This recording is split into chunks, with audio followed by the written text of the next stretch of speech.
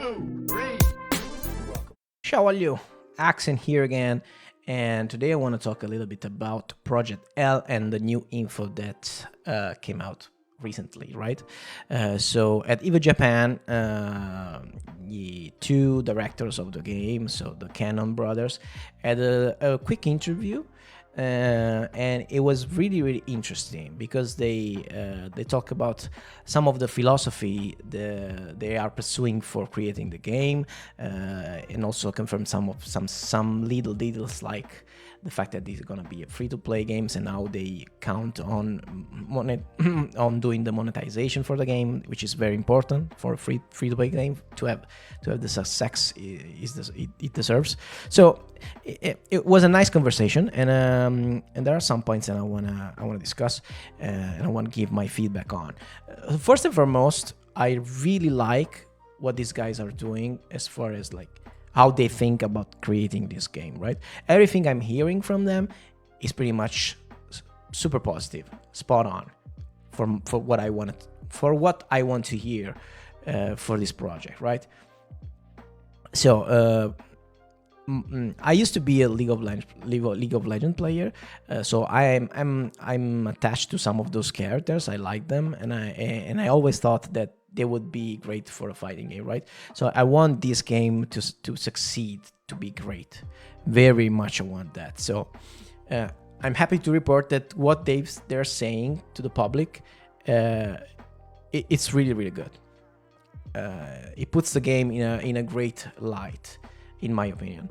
So what they're saying is that they basically understand the FGC. They understand how the community thinks, what the community, they try at least, like they really try hard to understand, but they do because they are part of the FGC. They're basically some of the godfathers of the FGC, right? You know, they created EVO, they made rollback netcode. Basically, they know what they're talking about, right? And they're trying to say they're trying to design this game to be the most fun it can be for the FGC, right? So they're trying to get from their experience what FGC people like, what they find hype when they watch tournaments, how they feel when they play in tournaments, because they were tournament players when they were younger, right? So they're trying to convey all this emotion of the FGC inside this game, and I really like that. And so they come from a place of like really caring about the FGC. And there were some concerns in the beginning about this game because it is made by Riot, right? And they have in the other games, in the other esports scenes, they have some like behavior that the FGC wouldn't really like exclusive content creators, exclusive players, exclusive commentators for the games, which are like, and the tournaments are all organized by them. There's really no grassroots community that organizes events and tournaments and stuff. So there are some things in Riot ecosystem that really don't gel well with the fighting game community, right? But they do understand that, and they're trying to they try to like say to the FGC, stay calm, guys. We know, we understand, we get it. We have at least some power in the company to say how these aspects of the game are gonna be treated, right, when the launch comes up. So they didn't go into really fine details about gameplay, about like the structure of the game, about how they're gonna go and design everything, the game package, but they talked about the fact that it is a free-to-play game, which is great, and they want everybody to like at least be able to try it and like lower the barrier of entry for trying a fighting game, right? They want to use this game to make fighting games more mainstream than they ever been, right? This is their goal. And with a free-to-play Riot game with this kind of IP behind it, it is very possible that they could do that, but it has to be like a very good game first and foremost. So it is a free-to-play game, and they are, for as far as the monetization go, they are looking to other Riot games that are very successful in their like business model. They are making sure that everything they're doing, it is like kind of that it works properly in a fighting game environment. But the thing is, the formula is quite simple. Actually, you just need to sell you cosmetics. They need not to sell you power, never. So it is not a pay to win game. So basically the League of Legends like style of monetization, like skins, I don't know, everything cosmetic you can think of, accessories, gamer card stuff, graphics, and I don't know, everything like that. And I don't know if they're gonna do like character rotations. And I don't know, they didn't tell if they're gonna like implement some sort of in-game currency, or like the usual stuff with the two currencies, the one that you can actually buy with money and the one that you can just earn by playing. Because in League of Legends you can like buy characters with the in-game earned currency, which is very cool. And I hope this is the case for the game, but maybe it won't, just because the game is different. It's for sure that it will be launching with less character than League of Legends as right now. So I think maybe for a more stable funding of the game, they will need to make you buy the actual character with real money. I don't know how they will go about that. But in any case, it's important that it's fine for me if you make me buy the characters. Just don't make me buy like, I don't know, power enhancer or XP boosters or whatever, like stuff like that. I don't like that.